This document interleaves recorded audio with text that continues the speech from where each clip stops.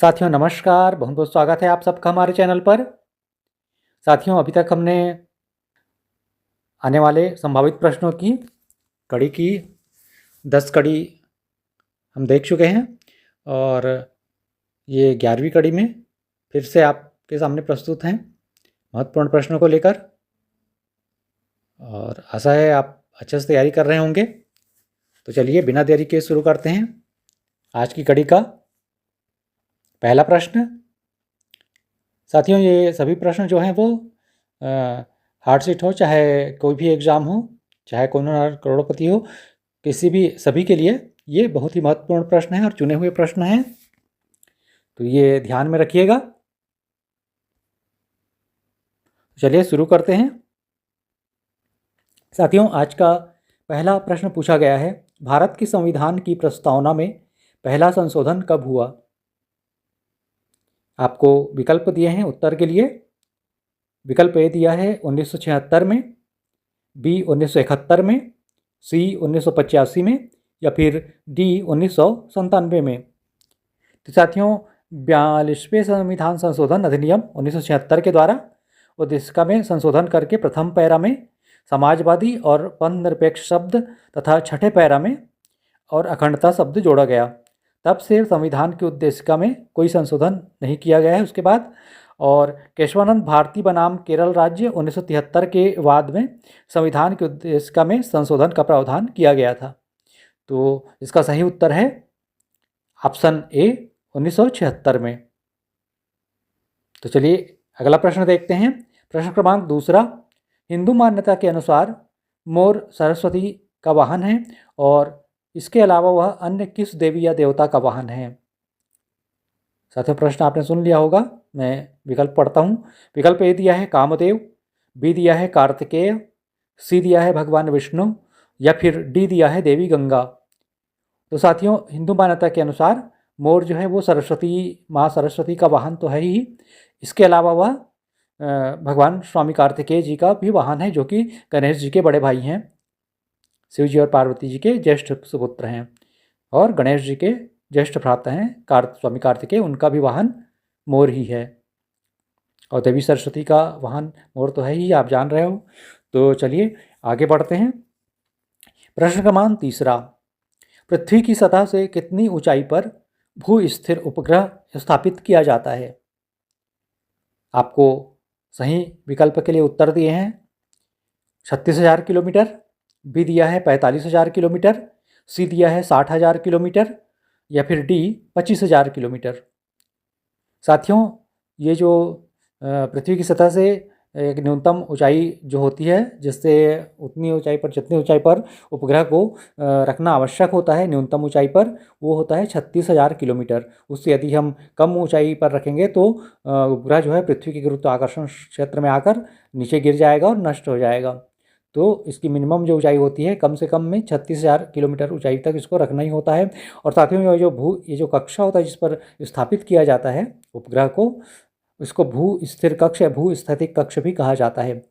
साथियों इस कक्ष में जो उपग्रह स्थापित किया जाता है उसकी जो परिक्रमण गति होती है वो पृथ्वी के घूर्णन गति के बराबर होती है। यानी कि पृथ्वी जितने देर में एक घूर्णन अपने अक्ष पर धुरी पर अपना एक घूर्णन पूरा करती है, उतनी ही देर में जो उपग्रह है जो भूस्थितिक कक्ष में स्थापित होता है वो एक पृथ्वी की पूरी एक परिक्रमा कर लेता है। यानी कि वो पृथ्वी के सापेक्ष हमेशा स्थिर ही दिखाई देता है, तो इसीलिए इसको भू स्थिर कक्ष भी कहते हैं।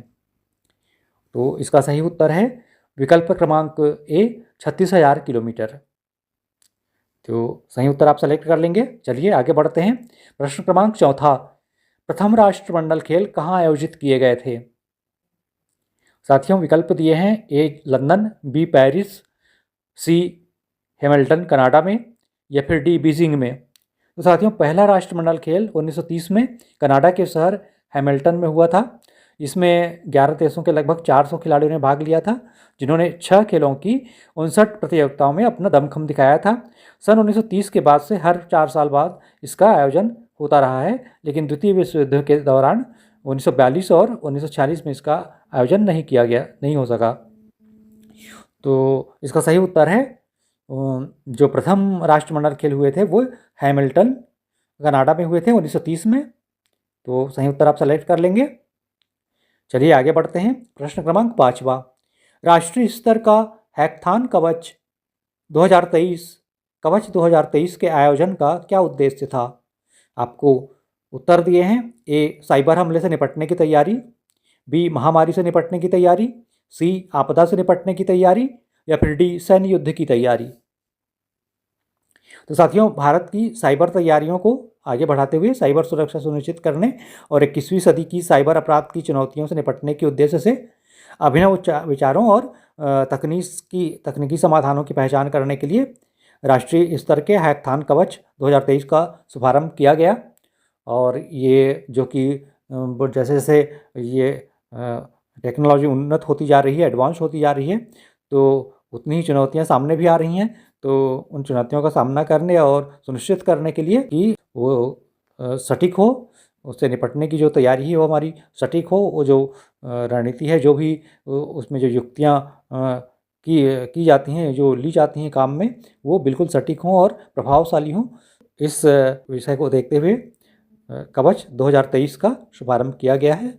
तो ये इसका सही उत्तर है, साइबर हमले से निपटने की तैयारी। तो ये आप सही उत्तर सेलेक्ट कर लेंगे। चलिए अगला प्रश्न देखते हैं। प्रश्न क्रमांक 6वां, भुवनेश्वर के निकट स्थित नंदनकानन किसका एकमात्र सफारी पार्क है? साथियों, विकल्प दिए हैं। ए, चीता, बी, हाथी, सी, गैंडा, या फिर डी, व्हाइट टाइगर या सफ़ेद बाघ। साथियों, ऑप्शन डी दिया है, व्हाइट टाइगर या सफ़ेद बाघ। साथियों, नंदनकानन सफ़ेद बाघों के लिए विशेष रूप से जाना जाता है। इसकी स्थापना 1960 में कुछ लुप्त होने वाले विशेष जीवों को रखने के लिए की गई थी और कांजिया झील के चारों ओर फैले इस वन क्षेत्र के कुछ हिस्सों को चिड़ियाघर के रूप में विकसित किया गया था। यहाँ पर सामान्य रंग के बाघ दंपति ने 1980 में सफ़ेद रंग के शावक को जन्म दिया था, जिससे सफ़ेद बाघों की वृद्धि हुई थी। तो ये जो नंदनकानन है वो सफ़ेद बाघों के लिए विशेष रूप से जाना जाता है। तो सही उत्तर आप सेलेक्ट कर लेंगे, विकल्प क्रमांक डी, व्हाइट टाइगर या सफ़ेद बाघ। चलिए अगला प्रश्न देखते हैं। प्रश्न क्रमांक 7वां, राष्ट्रपति होने के पूर्व ही भारत के किस राष्ट्रपति को भारत रत्न से अलंकृत किया गया था? साथियों, विकल्प दिए हैं।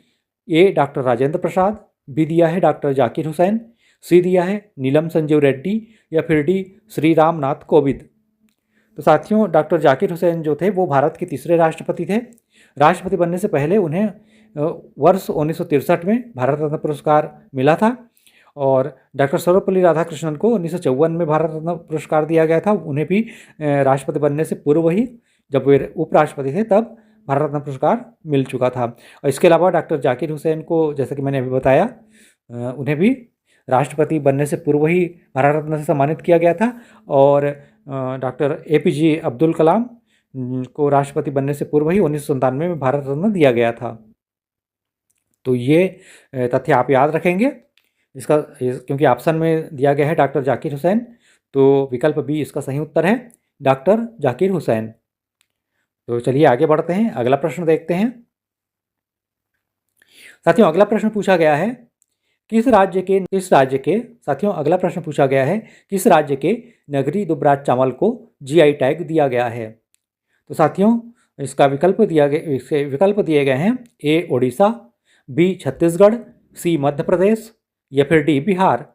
तो साथियों, दुबराज जो है छत्तीसगढ़ का सुगंधित चावल है। इसके दाने जो हैं वो छोटे होते हैं और खाने में नरम और मुलायम होते हैं। और छत्तीसगढ़ के जो प्रसिद्ध बासमती नगरी दुबराज को 2023 में GI टैग मिला है। यह दुबराज राज्य की दूसरी फसल है जिसको GI टैग दिया गया है। इससे पहले वर्ष 2019 में केवल सरगुजा जिले के जीरा फूल चावल के पास ही GI टैग था अभी तक। तो ये अभी 2023 में नगरी दुबराज चावल को GI टैग दिया गया है। ये जो है ये छत्तीसगढ़ की फसल है। तो ये चावल है, तो इसका सही उत्तर हो जाएगा बी, छत्तीसगढ़। चलिए आगे बढ़ते हैं। साथियों, अगला प्रश्न पूछा गया है, प्रश्न क्रमांक 9वां, UN विमेन या संयुक्त राष्ट्र महिला की पहली प्रमुख मिशेल बैचलेट थी। वर्तमान प्रमुख कौन है? साथियों, प्रश्न एक बार दोबारा पढ़ देता हूँ। यूएन वीमेन या संयुक्त राष्ट्र महिला की पहली प्रमुख मिशेल बैचलट थी। वर्तमान प्रमुख कौन है? आपको ऑप्शन दिए हैं। ए सीमा स्वामी बहोस, बी दिया है नीता अंबानी, सी दिया है कृष्णा लागाई और डी दिया है जिमेना नावरेते। डी दिया है साथियों जिमेना नवारेते। तो साथियों यूएन विमेन संयुक्त राष्ट्र महिला संयुक्त राष्ट्र की एक संस्था है जो कि लैंगिक समानता और महिलाओं के सशक्तिकरण के लिए समर्पित है। महिलाओं और लड़कियों के लिए एक वैश्विक चैंपियन नियुक्त राष्ट्र महिला की स्थापना दुनिया भर में उनकी ज़रूरतों को पूरा करने की प्रगति में तेज़ी लाने के लिए इसकी स्थापना की गई थी। तो साथियों इस जो संयुक्त राष्ट्र का जो ये उपक्रम है यूएन विमेन संयुक्त राष्ट्र संघ की एक संस्था जो है वो इसके स्थापना जो है वो महिलाओं की उन्नति के लिए महिलाओं की सशक्तिकरण के लिए समर्पित है। तो और इसका जो पहली जो इसमें प्रमुख थी वो मिशेल बैचलट थी जो कि चिली की थी, चिली की राष्ट्रपति थी और यही जो है ये प्रमुख भी बनी थी सबसे पहले यूएन विमेन की। और वर्तमान में जो प्रमुख हैं वो हैं जॉर्डन की सीमा स्वामी बहोस। ऑप्शन विकल्प ए में दिया गया है सीमा स्वामी बहोस जो कि जॉर्डन की हैं।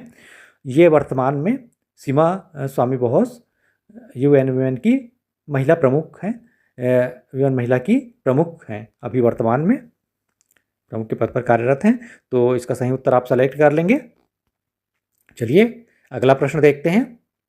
साथियों अगला प्रश्न पूछा गया है प्रश्न क्रमांक 10वां, रूस की संसद में किस दिन को रूस का स्वतंत्रता दिवस घोषित किया है?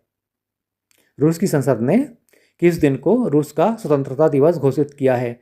आपको उत्तर के लिए विकल्प दिए हैं। ए 12 जून, बी दिया है 15 फरवरी, सी दिया है 15 अगस्त या फिर डी 17 मार्च।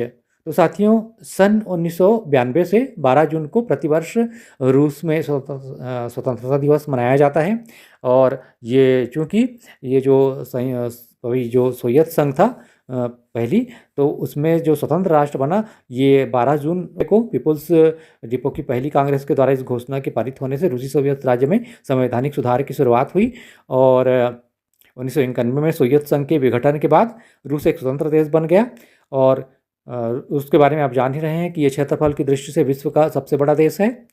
और तो जो रूस की जो विधायिका है उसने 12 जून को स्वतंत्रता दिवस के रूप में घोषित किया।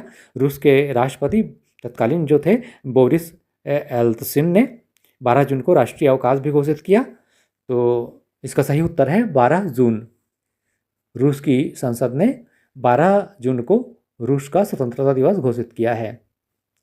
तो साथियों ये महत्वपूर्ण प्रश्न थे इस 11वीं कड़ी के जो हमने अभी देखे। और इसको आप चाहें तो फिर से देख सकते हैं एक बार रिप्ले करके, या फिर इसका नोट्स बना सकते हैं जो भी आपको सहूलियत लगे। और फिर चलिए अब अनुमति दीजिए, जल्दी ही मिलते हैं इसकी अगली कड़ी 12वीं कड़ी में महत्वपूर्ण प्रश्नों को लेकर। साथियों ये सभी प्रश्न बहुत ही महत्वपूर्ण हैं और इनके आने की संभावना बहुत ही अधिक है। तो ये इनका आप प्लीज़ आप नोट बनाते चलिए, इनको रिवीजन भी करते चलिए। ये आपके हार्ड सीट और सभी जो एग्ज़ाम हैं उसमें भी काम आने वाले हैं, हार्ड सीट में भी काम आएंगे। और तो सभी जो सभी स्टेप हैं उनमें इनकी ये जो है ये सभी स्टेप के लिए महत्वपूर्ण है। तो ये ध्यान में रखिएगा। चलिए फिर मिलते हैं अगले वीडियो में बहुत ही जल्दी ही नए प्रश्नों के नए उत्तर के साथ, सही उत्तर के साथ। तो अनुमति दीजिए। बहुत बहुत धन्यवाद आप सबका। Thank you for watching.